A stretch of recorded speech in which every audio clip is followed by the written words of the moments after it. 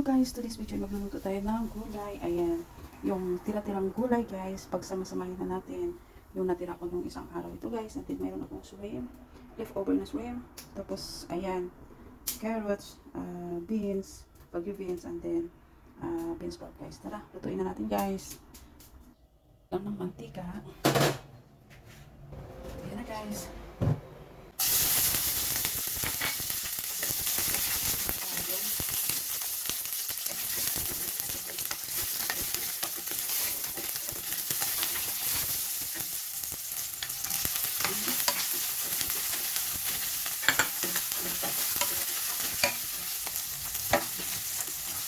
Guys, bagyo beans. Pagsama-samahin natin guys.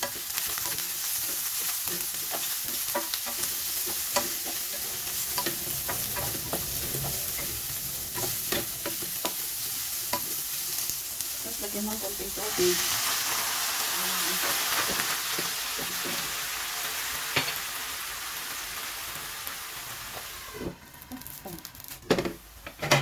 Ayan na guys.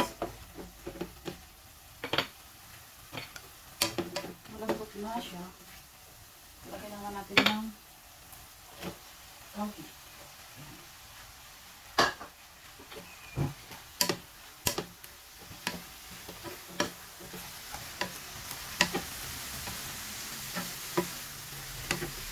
O diba guys, yung natira-tirang gulay, nagiging steam siya, masarap siya. Pagkaluan yung ibang guys. Ayan. So, lagyan ko lang siya ng asin. Saka, sesame powder.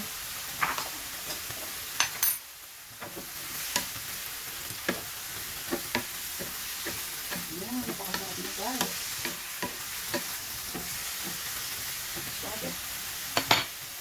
Ayan, so lagyan ko siya ng oyster sauce guys. Ayan. Lagyan natin ng oyster sauce. Para may lasa. Ito sa inyo kung nagluluto.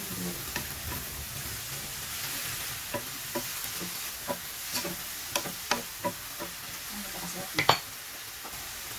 Tignan na natin.